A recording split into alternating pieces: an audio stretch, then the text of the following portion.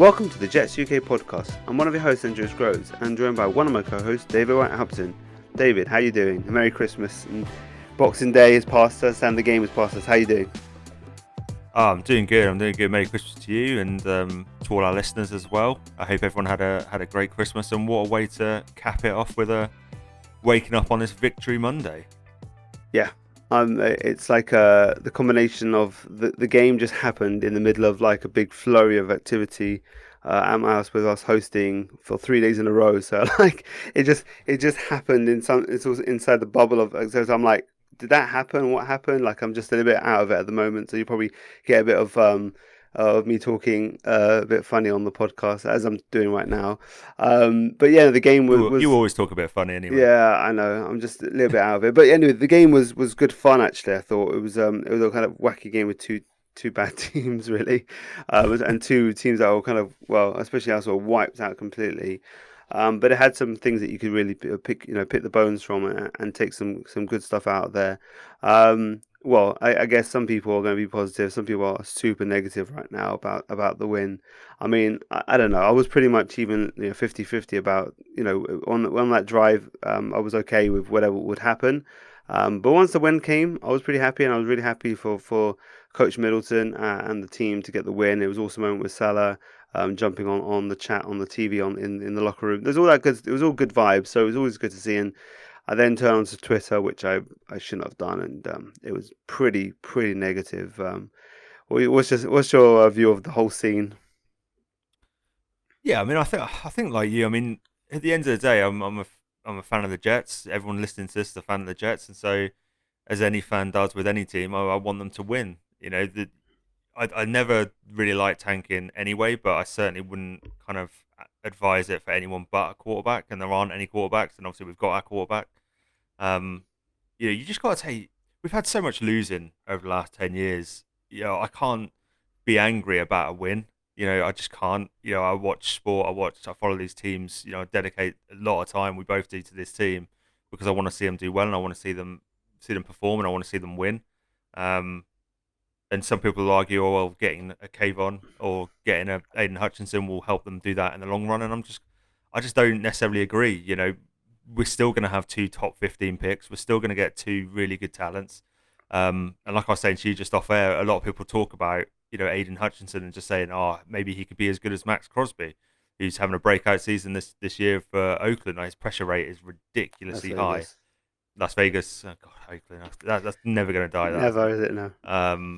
And he was taken in the 4th round. Yeah. So, 2 of our best rookies this year that we're talking about, Elijah Moore's in the 2nd round, Michael Carter's in the 3rd round. Fourth round. I wrote that. So I've literally I told you we're out of it 2 minutes ago as well. We're out of it. This is definitely a post-Christmas. There's definitely a post-Christmas. I got to get this newsletter out. I wrote about Michael Carter being a 4th round pick probably 5 times. So okay. I don't know why that's not stuck in my head. But do you know what I mean? Just because they're top 5 picks, they'll get a lot of media attention. They'll get a lot of hype, a lot of everything, and they'll probably be good. They'll probably be great players. But I'm not going to hope the Jets lose for the potential. I won't root against current Jets around people who may or may not become Jets. That doesn't make sense to me. No. So with all the losing we've done in our franchise history, if you're angry at a win this morning, I was kind of like you on that last drive. I was kind of like, I hope they keep him out, but if they don't, then they don't. There's a silver lining to it, right? Yeah, there's a silver lining to it. Yeah. But once they got down, and once Trevor took it out at the 5, which I hate, by the way, that he had a clear path. He's like 6'6" and like 200 and something pounds, and I think there were defensive backs in front of him. Just lower your shoulder and put it into the end zone. Like, why are you going out of bounds at the 5-yard line? Yeah. Like that's an awful decision by Trevor. Yeah. But I don't. These people who are mad, these people who agitated because the Jets won. I haven't got much time for them, to be honest. I'm not going to tell anyone how to be a fan or how to root for their team. Everyone has that individual right to root for the team the way they want to. But it's not for me. No, it's not for me either. And I think if it was a coaching staff that is on the way out and a bunch of old players are getting the win, a bit like last year, right? Those wins, obviously, and we also tanking for a QB, so it was like the whole situation. But this year, it's new coach and staff under trying conditions, but some of our young players, including the quarterback and our young running back, really helped carry the team to the win. Some of the young defensive players also played a good part in trying to, in getting that win. And so, and it's not a QB. So you're right in all those three parts. I think a win was overall really good for them. And yeah, I think it's just it doesn't really matter too much because and you never know what's going to happen. You never. I've said this before last week on last week's podcast. It's you never know. A QB could creep up there. One of those two teams that need QB, that one of them may take the fancy on. Over over the draft season, and then eventually they take them in the top two picks, and then one of those guys drops to three or four. So at this point you never know what's going to happen. So yeah, I think just getting those wins, getting those positive moments. Zach obviously highlighted his throw to Conor McDermott as one of his highlights of his career, which is an awesome moment. I mean, it was a great play. It was and it was great for him to go. It's like what. Yeah, he's not a very good left tackle or right tackle. Get him out on tight end, Conor McDermott. But that was some good hands. Yeah, that was good hands. He yeah. got up. He went up and got that. Yeah, that wasn't exactly. landed in his kind of chest, did it? He went up and got it. It's the most impressive thing he's impressed. done, and it's been out of position, which is quite interesting. So, well, he's now got more touchdowns than Denzel Mims. Yeah, which is something that is probably the most downer point of the whole situation, right? Is where he's. I'm kind of over it now. You're not over it. You're not over Denzel now. I'm kind of like. Yeah, if you can't do it in this situation, you've got Conor McDermott. Braxton Berrios, perfect example of taking his opportunity. He's had some chances this year. He's taken it, and I don't know. Denzel just did it. You need to watch coach's tape, but he just doesn't look that bothered. The one in the end zone, he stepped out of the end zone anyway. So I think it was Connor Hughes who pointed that out and just said, well, he stepped out of the end zone. So even if he'd have caught that pass in the back of the end zone, it wouldn't have counted because he voluntarily stepped out of bounds. And it's kind of these mental lapses that just show that he's kind of just not there. He's not. Yeah, I think not in the game plan at this point. I think he's I think they challenged him this year to kind of to really to try and improve him, to kind of raise his game, and I think he didn't respond to it well. He just didn't take up the challenge that they were setting down for him, and I think he's kind of phased out of it in his own mind now. He's not really. I think he's looking elsewhere. He's looking at maybe options and maybe if he leaves the team, where else he can go. So it's a shame. It's a shame because he has all the talent, but it's going to be interesting what we do, isn't it? It's going to be interesting. Yeah. I don't know what his trade value sits at right now. I think it's lower than his potential still. Well, massively. So we were getting calls at the trade deadline for him, which we ignored. And you think they were probably third rounders around that area just because he's only in his second year. He's a second rounder. He's got speed. He's got length. He's got height. He's got the prototypical build for an outside receiver in the NFL. So some teams are going to really like that. I just wonder what you're going to get for him now if we do decide to trade him. Yeah. Do we release him? Just I don't know. I think you can still get something for him. Yeah, I think you can still get something for him. I think. Or do you bring him back? Yeah. Do you give him an off season and just go, listen, that off season, that season, write it off. That was a bad season, but we still believe in and out. Everything was happening that was bad, and the first off season was during the pandemic. So I think it's time for. And he was injured, wasn't he? Yeah, he was as well. Yeah. So I think it's for me. If you can't get a decent draft asset, which I don't think you're going to get for him at this point, I think you keep him on because I think the ability is there. He's still on his rookie contract. And I think you can still bring him in, so he's not costing a lot as a second round rookie, So I think you keep him around and see what you got with him because I think there's something there, obviously, physically, and if he can put it together mentally, he could be a very good asset on the back of the wide receiver core that I'm guessing we'll be adding to. So yeah, it's just it's a bit of a disappointment for his second year. You always expect him to try and do even better. Coming off a really promising rookie year with some highlight plays, but it just never happened. So we'll see. What that's an interesting take. Let's see where they go. They may want to get rid of him. They may, from all accounts, the team like him. He's not a bad dude. Like it's not like he's a kind of detraction on the team. So. He's not a guy that you would want to get out at all costs. So that's why I'm thinking maybe just give him this off season, say write that off, and let's just come back in and bring him in July for mini camp. Exactly, I think that's and see what's probably, what.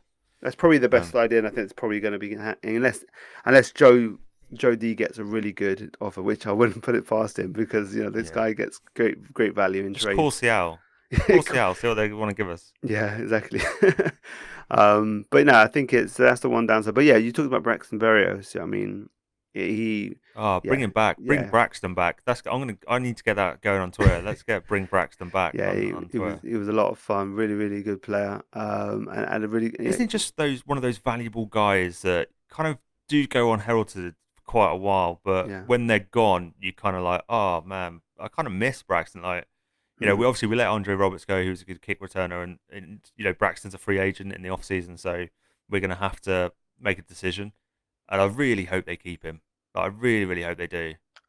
I think they do. I think he's got a really good rapport with Zach, and he's a really good, special teamer. He's really good. He's really good in return game, as you saw in his stats. And I think he got robbed a little Should bit. be a Pro Bowler. Yeah, exactly. I think he got robbed in the votes. I think it's just because he's on the Jets, I mean, the other guy was from the Texans, right? So it's not really about bad teams, I guess. But it wasn't it Jakeem Grant that got it?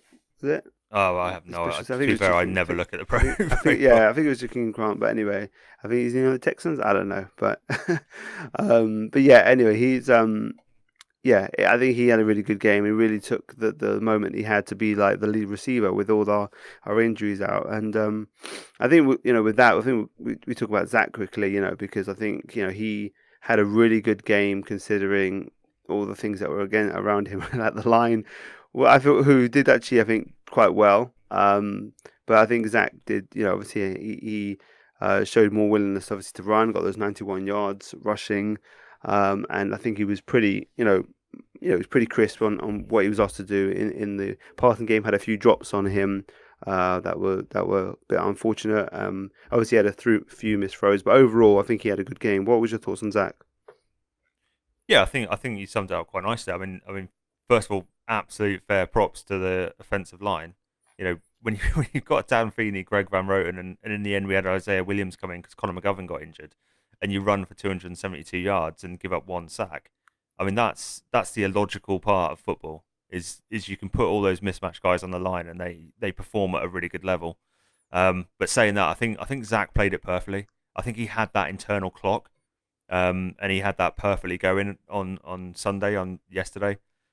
He vacated the pocket when he had to. I don't think he left too early at any point. One of my criticisms of him this season has been his leaving the pocket too early, and I don't think he did that. I think he left at the perfect time before the pressure got home. Using his legs is just it's a part of his game that you really want to see because he is athletic. He is one of Mm, these guys that can and as soon as he starts putting that on tape, he starts putting those 50-yard runs on tape. Defenses need to kind of keep an eye for that, and sometimes that'll open some areas in the passing game where he can get going as well.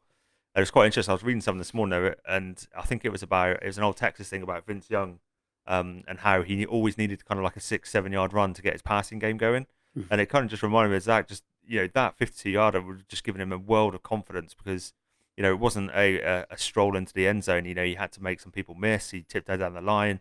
He kind of did a little fake to slow down and then speed back up, which was quite nice.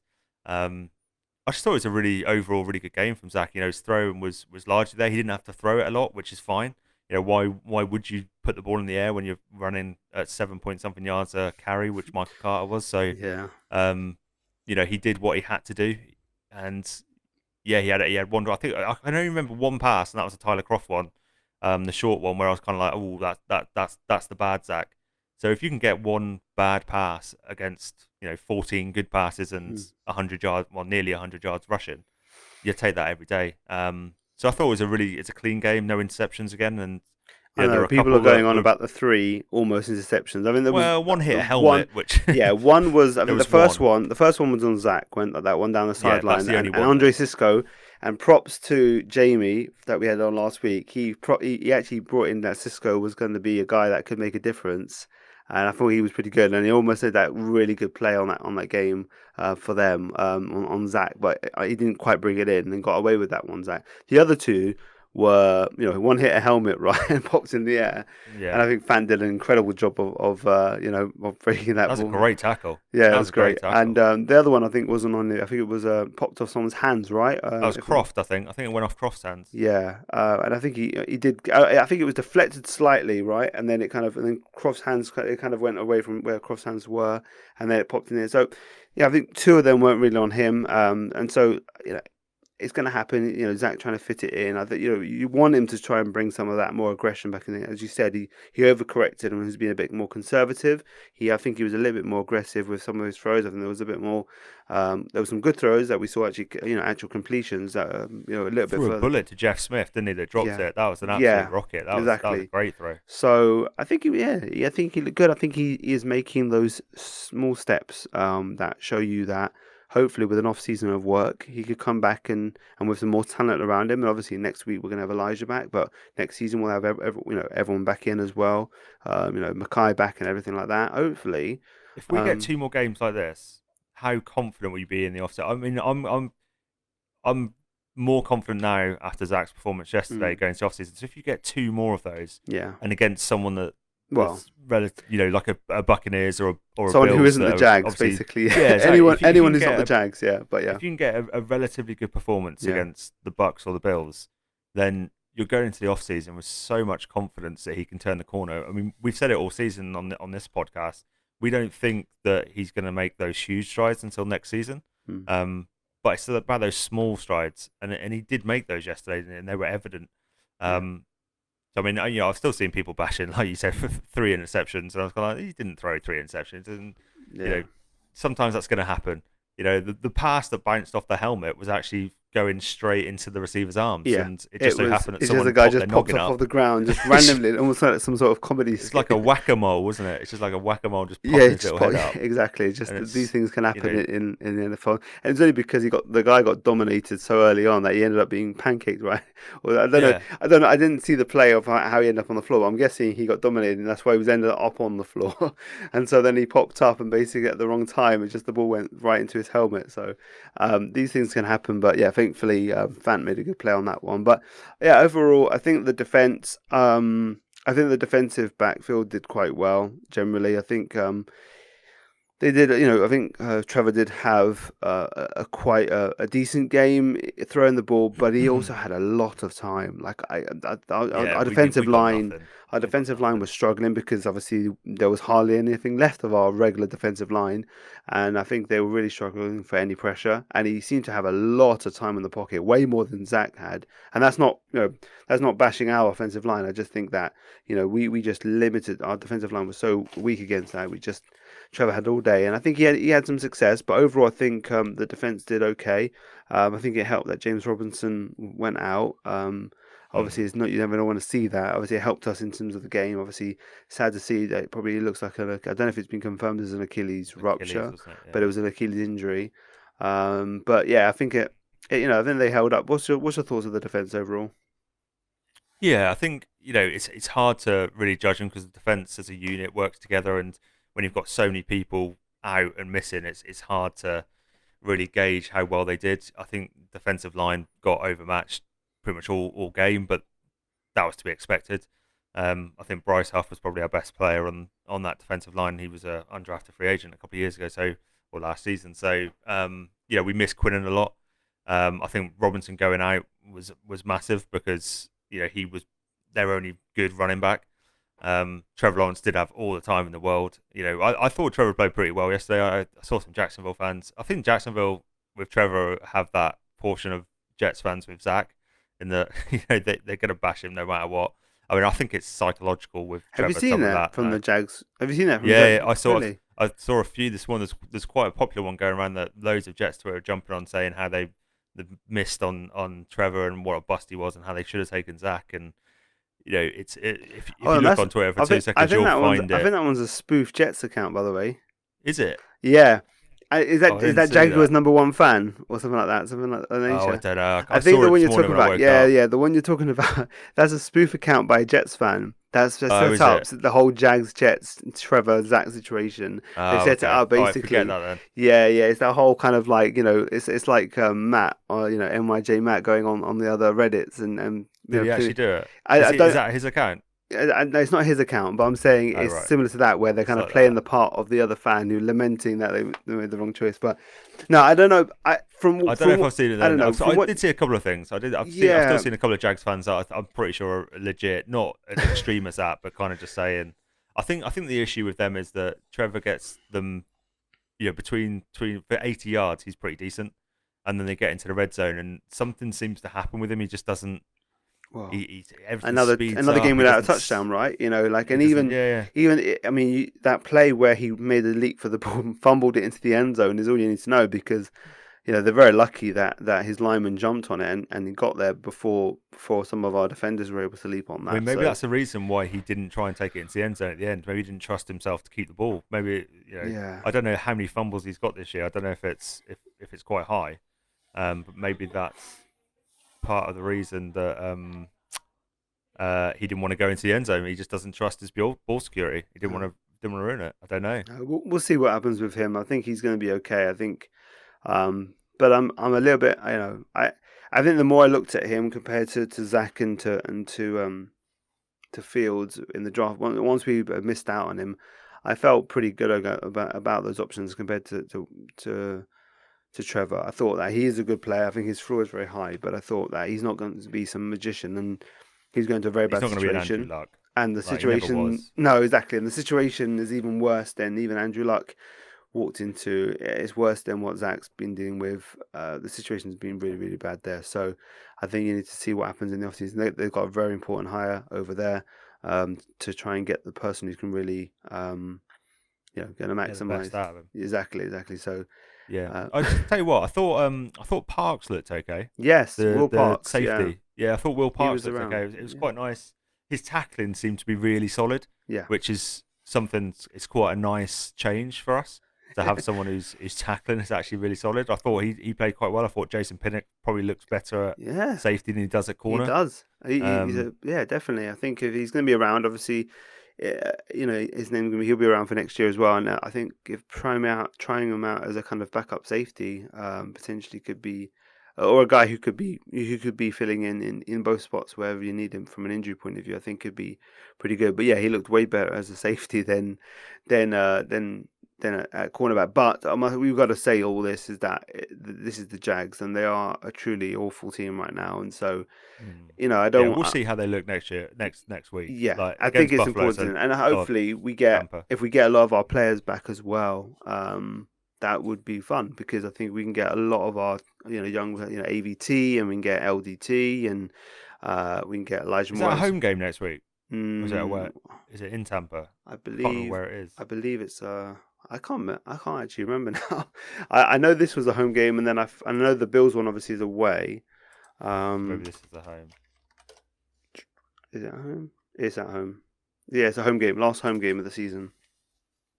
Should be good Oh, fun. that'd be good. Brady at MetLife. I I think. know. I've never enjoyed that. But yeah, I think for that, I think we'll wrap it up. I think we're kind of we're all over the place a little bit today. As you can imagine, it's kind of been for two dads here. Christmas, it's a bit of a madness, and we're a bit tired. But yeah, it was a good win. I think it was nice to have that moment, and for Zach to have some of the Zach run, the Braxton kickoff return. There was some really fun plays that were happening, and obviously the Dermot's catch. So yeah, I think it was those three things And the Cowboys copied us. Do you see that? The Cowboys copied I our hardly pass saw from any of last the week. NFL. Like I said, I just watched the Jets last night. I haven't seen. I've seen. They tried the pass to receiver to lateral to receiver. Oh, It okay. looked exact. Well, it didn't look as clean as ours because it failed, but Oh, um, okay. it Oh, definitely the looked like they hook took and their the inspiration. ladder thing that we did last week. Yeah, Okay. yeah, Okay. yeah. Everyone's I don't know who copycat. I can't remember. I only saw it really briefly, so I didn't see who they used on it. But they kind of tried. Yeah. The receiver just didn't pass it straight away. Yeah. Kellen Wait, Moore. they need to look at Jameson and Braxton, and they need to take some tips from those boys. Yeah, All these absolutely. Amari Coopers and CD Lambs need to learn from Braxton. Yeah, exactly. The great Braxton Burris. Yeah, no, he had a great game. It was really good to see, and I think, I think he kind of epitomized what yesterday was. Is just take your opportunity, do the best you can do, and let's get a win and have a good bit of feel good days. So Did we mention how good Michael Carter was? I feel like you Yes, need I to. told you we're all over the place. Like literally, It's that we've gone to defense. We're hundred back to yard Michael game. Carter. Yeah, we must give a props. I love Michael Fucking, Carter, and yeah, he definitely looks give props. class. It's, another 100 yard, first 100 yard game was it? In That's his terms of first 100 yard rushing rushing game. game, but that's his third 100+ yard scrimmage Right, game, yeah. and that's the most by a Jets rookie since Leon Washington back in 2006. Right.